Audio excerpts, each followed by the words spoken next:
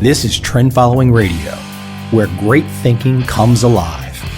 Nobel Prize winners, legendary traders, best-selling authors, and the pros that know what drive us irrational human beings. I am your host, Michael Covel. Not filtered, raw, honest. That's my passion.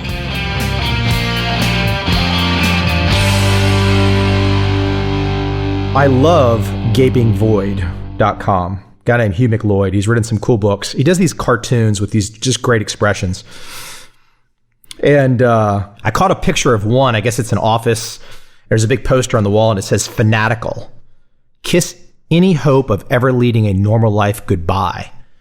And I like to think of myself, hopefully that I can impart that upon people.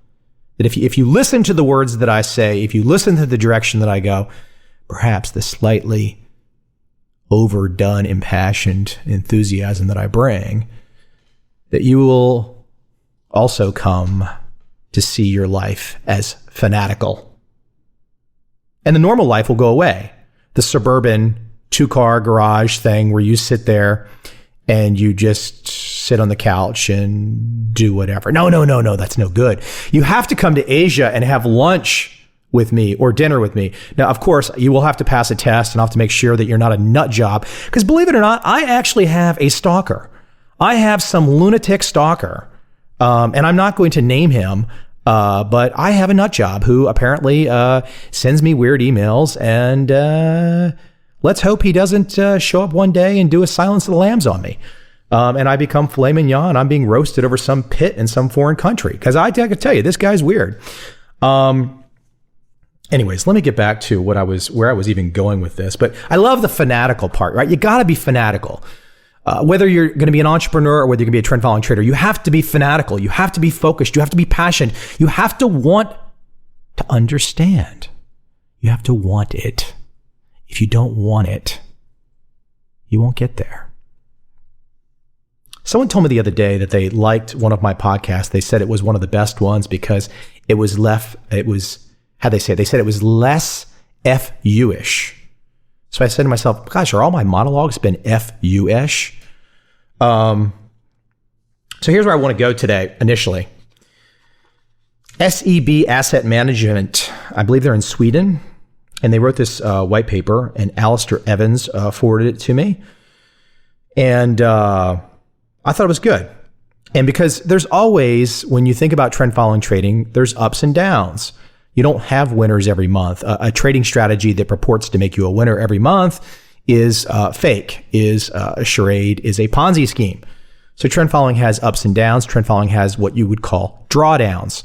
You will not always make money as a trend following trader. There will be periods of time where you lose money. And there will be periods of time where people say trend following no longer works. It's dead. And then these people go to chat forums and they wear their emotions on their sleeve and they argue and argue and argue that the world is ended. Central banks have now figured out a way to manage society, manage the business cycle. And now that they have rigged interest rates to where they want, everything will just kind of go churn and burn, trendless sideways forever, which is essentially what equity markets have done for about 12, 14 years or so. So, if you believe that, then trend following is probably not for you. You probably really don't want to consider being a trend following trader. However, and let me read this now from SEB Asset Management in Sweden. Here's another way to think about it. Quote, if you believe that the world has changed forever in such a way that there will no longer be any business cycles, that there will no longer be any severe crises situations, banking crises, government bond crises, real estate crises, junk bond crises, corporate bankruptcies, skyrocketing unemployment rates, etc., that there will never be any large movements in the currency markets, that there will be no major political, social, or military crises, and that there will not be any major recoveries from such crises. In that case, you will not need any trend following investments in your portfolio. Because if everything's happy and you have a daddy to tuck you in, a financial daddy to tuck you in, the mega banks under the leadership of the Fed and the lackeys in Congress, then you don't need anything. See, a trend following strategy, this is continuing from SEB, a trend following strategy is a strategy that does well in a changing world. The changes may be positive or negative, but there needs to be extended movements in one or the other direction for trend followers to thrive. As a final and less research-oriented reflection on the comparison between equity market performance and trend following performance, let me draw a parallel to rabbits and turtles. A famous group of trend followers were, of course, called the turtles, which you can read about in my second book, The Complete Turtle Trader. Continuing from SEB, needless to say, rabbits are very quick over shorter distances. However, they're restless and often forget where they're heading. Most of the time, they stay above ground, but sometimes they go deep into the dirt. Turtles, on the other hand, are slower than rabbits over shorter distances, but they know where they're heading and they keep moving in a very systematic and inexhaustible way. Turtles can get pretty old and can thus take advantage of their long experience. Over time, they build and strengthen their shell, which, by the way, is the secret as to why they're able to travel long distances, not only on land in beautiful hot weather, but also when it starts to rain and when they need to swim through cold waters. The moral of the story is that one should never underestimate turtles. They've been around long enough to understand that investing is a marathon, not a sprint. End quote. Now, in that piece from SEB, they actually used the phrase CTA instead of trend following, but they were clearly talking about trend following. Trend following, for those of you that do not know, is the primary form of managed futures or commodity trading advisor strategy. So, when you hear the word managed futures, you hear the word CTA. These are industry terms, they're jargon terms, they're regulatory terms. They do not speak to the strategy that makes up the bulk of the assets that operate under these terms. Managed futures and commodity trading advisors speak to the instrument being traded. They speak to the market being traded. And unfortunately, commodity trading advisor is a hell of a misnomer because trend followers don't only trade commodities. I mean, I still have some of these old farts that write me. I guess I shouldn't call them old farts, but these guys that just continue to think that trend following trading is, it's only for commodities. No, it's not. It's for every market that you can trade today. But I thought that was a great piece. So as you set up and you think and you're like, wow, do I really expect the world to be perfect? Do I expect there to be no changes? Do I expect Bernanke to pilot us all through perfectly? Now, so far, the piloting, I've said this the other day on my blog, the piloting is involved taking every bit of interest income that you have. And as they famously said on South Park, poof, it's gone. Poof. Your interest income, you saved all that money for decades. But you have to pick your poison. Do you want interest income, or do you want the Dow levitated to a level that it might not be at the expense of your interest income? Because that's the trade-off. That's the choice. That's the choice that's been made for you. You didn't have a choice in that matter. You didn't have a choice. They took your interest income away to save the Dow. Once again, I'm not trying to go off on any kind of fundamental perspective here. I'm not necessarily trying to give you any grand political vision. I'm just saying to you, do you trust the system? Do you trust the matrix? Do you trust the machine? Is it the red pill or is it the blue pill? The blue pill, if I'm not mistaken, allows you to go back to sleep. And you can just you put your head down, you lay down on that, you lay down the pillow and maybe you've bought yourself a nice little Tempur-Pedic pillow and you lay down and you just, you look at everything and you're like, oh, it's so perfect now. Everything's so rosy. And gosh, MTV has canceled Jersey Shore and they've got a new show coming on called Buck Wild about the fine adventures of West Virginia youth, which if you really think that Jersey Shore made America look bad, you've not seen anything yet, at least from the video that I saw. Off on a tangent. I'm not trying to go on a tangent. Let me continue here about the idea of change. And so there's a guy that I like to read. He writes something called Of Two Minds. His name is Charles Hugh Smith. And he comes at things from a very libertarian, just practical perspective, and he's talking about pursuing opportunities of the past. Okay. And the opportunities of the past are believing, for example, in real estate. Now, we all know that the dot-com bubble was a bubble, but it did introduce something that has changed our lives profoundly. Technology, right? Technology has changed our lives profoundly. Technology has eliminated so many jobs and will continue to eliminate so many jobs. It's going to make people's heads spin. And what's interesting, though, is we all know that, and Smith talks about this in his blog. He says that we know that technology has changed the residential side of things in real estate. But he says to himself, what about the commercial side of retail space? Now, I don't know about you, but I can walk around almost any community that I'm in, Southwest America, and all you see are empty strip malls. You see empty stores everywhere. Clearly, we're overbuilt. So if we are overbuilt, what will happen? What will happen? What will happen to all this space? What will happen to technology? What will happen to the malls? You know, is the best bet going to be betting on FedEx and UPS? Once again, I'm not trying to make a prediction here. I'm simply saying to you, what do you imagine in this tsunami soup of economics? What do you imagine is going to happen tomorrow? Do you imagine that everything is going to be flatlined? Do you imagine that a central bank, a few men perhaps, can manage the situation to where you will have eliminated the business cycle? That all this empty office space will never come back to bite us?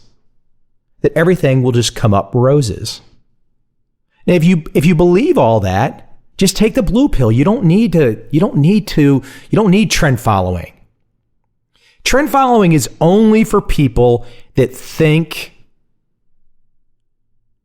that there's something chaotic, unexpected, unforeseen, new, novel that's going to come along. It's for people that know deep down in their gut they can't predict what's going to happen. They don't know what's going to happen. So trend following is like your tool. It's in your tool belt that allows you to ride the wave. Look, and I should interject. This is what I do with students. This is what I do with clients. I help people to learn specific trend following strategies that they can put to use. And one of the things that I am doing as I offer my plug here in the middle of this is that for the month of December, for my flagship training, I am offering a very specific system that I've learned over the years that I've not released. And it's a system that is very long term. It's none of this. It's not day trading nonsense or following the markets during the day. This is something where you can step back and you could put this to use, and you can wait for the big fundamental changes in society that release these big trends, and then you can ride those waves up or down. I've had the good fortune to get behind the scenes and really learn from some of the brightest traders of the last 20, 30 years. And this system is a direct result of my being behind the scenes. Can I put a dollar value on it? I don't know. Can you put a dollar value on a system that has produced massive performance over hundreds of millions of dollars? Can you put an exact dollar value on it? It's worth more than $1. I mean, it's so it is something that I am going to provide for people in the month of December, kind of my quote holiday special. And there are some assorted discounts on the flagship product that you can receive as well. You can check those out on the website. There are some assorted discounts you can receive on the flagship product as well, and you can check those out on the website. But this extra system, and I'm kind of calling it the Velociraptor to go along with my dinosaur fascination. But if you have any interest in this at all, if you have any interest in knowing about the discounts for my flagship product, and this extra system for the month of December only, because in the new year, I will go ahead and become my my smiling capitalist self again, and I won't be so in the holiday spirit. But I think right now, though, I think it is a great way for those of you that have sat on the sidelines and are looking for something different. Do I want to trust the system? Do I want to trust the systems that's going to take care of me, or am I looking for something different? If you are looking for something different, I think my flagship product can really help you. And I want to continue along with this idea, though, of information, because we're in information overload. I mean, you wake up each day, right? You wake up each day. Maybe there's still a newspaper in your life. If there's not a newspaper, there's an iPad of a newspaper. Maybe it's the Drudge Report. It's a bombardment of data. And it builds up. It starts in the morning and it ends in the afternoon. And if you really think about it objectively, you were to kind of step outside your body and look down on yourself, you'd be like, what is this person doing consuming all this information? You're talking about yourself. What do you do with it at the end of the day? How do you make decisions with it all? You can't. You can't. I mean, it's multitasking, it's emails, it's tweets, it's text, it's this, it's that. And I don't like to think of myself as being guilty of all this, because I think what I try and do in my world is I try and give people a perspective, an interesting way, and I do this, obviously this year, I've done this a lot through my podcast, but give people an interesting perspective on how to view the world, how to see the world. I mean, you don't get me coming on every day and saying, here's the daily list of events. I don't think you can find a Michael Covel podcast where it sounds like I'm Anderson Cooper or Bill O'Reilly on the latest headline that made the AP Wire top point for the day. I guess I could go do that. I could tell you something about, Kim Kardashian or whatever, just to be trite. I mean, but what does that do for you? What does any of that do for you? Look, the objective here is to make money, right? The people that make the most money in this world, they don't follow all of these data points all day long. It's not a day trading rat race. It's not a mean reversion rat race. That's not the way it's done. The idea is to take a step back in this whole cacophony of data sources, of information that never stops. It's got to give you a headache. I mean, it gives me a headache. I think this is partly the reason that I'm getting on a plane to go to Asia. Maybe not that it's going to be any less information, but perhaps if I can't understand some of the languages, then I just won't hear it. It's the quest for something simpler, because simple makes money. Simple finds freedom. Simple can be inspiring. All of this complexity, this desire for us to all be the masters of trivial pursuit, that we all know every little data point about every little nonsensical piece of whatever. I don't know what it gets you. Look, from the top, I do my level-headed best to give people insights to make money. That's when I just talked about the flagship offering for the month of December, the special Velociraptor system that I'm going to be providing as a holiday bonus. And then once January 1st comes, I'm back to Scrooge. But the whole idea is to give people a chance to navigate this world. Look, I live and breathe my research firm. It's my passion. I love helping people to see something they don't otherwise see. And what's amazing too is there's a lot of folks out there that even think they've got a handle on where I'm going with this, and they'll write me emails, and you can still see people have blind spots. They think they've got a handle on what trend following is, and they really don't. I mean, I have people that write me and they say, well, I like trend following, but I also like mean reversion. And I'm like, okay, well, where are the mean reversion books? Where are those all? And then when the mean reversion guys have a drawdown, it's not really a drawdown. It's more of an implosion, meaning they disappear. Just be a critical thinker. Think about what's going on out there. You know, I want to end this though with kind of a happy note. And I love the website zenhabits.net. And he talks about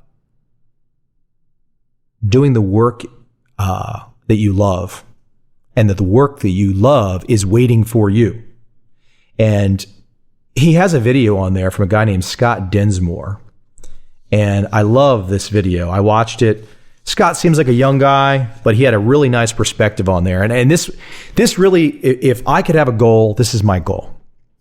And this is Dinsmore apparently on this video talked about this.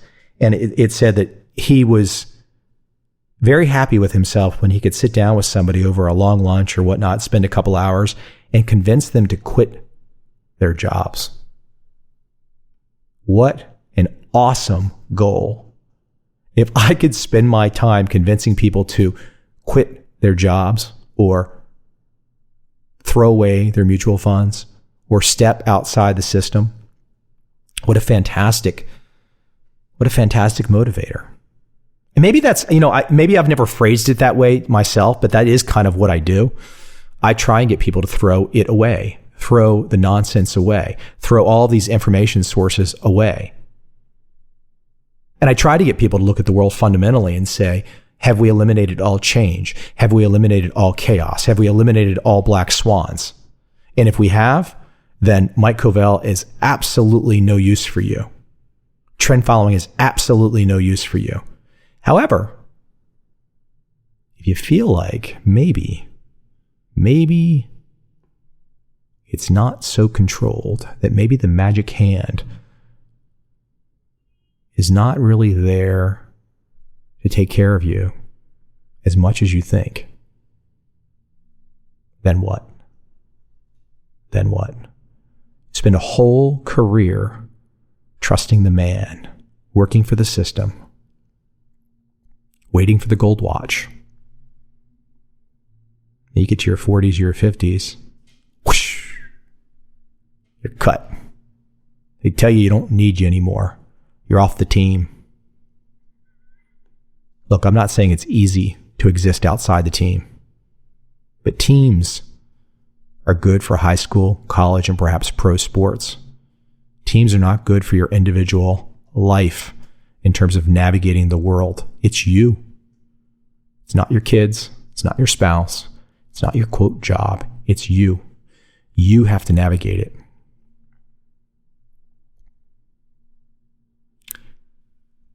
And from my perspective, if you're going to try navigating a world that still requires money, that still requires the nutrition of money, it's the magic elixir that allows you to slide through life and find options, find opportunities, find some freedom. You still need money. You might not necessarily need as much as somebody else, but you still need it. And I will always make the case that in trying to find money, the entrepreneurial or trend following way of thinking is really where you want to be. I opened up this podcast with that great song from Simon and Garfunkel, The Sounds of Silence. And I want to go out on some more from The Sounds of Silence, because I think this lyric, and look, I've said this many times, I'm a very optimistic guy. I sometimes feel pessimistic for people that are asleep or not awake. But I thought this second half of The Sounds of Silence is a really thought-provoking segment. People talking without speaking, people hearing without listening, people writing songs that voices never share. And no one dared disturb the sound of silence. And the silence really is you out there that just trust the system and don't say, I've had enough. I want something different. I'm going to change my life.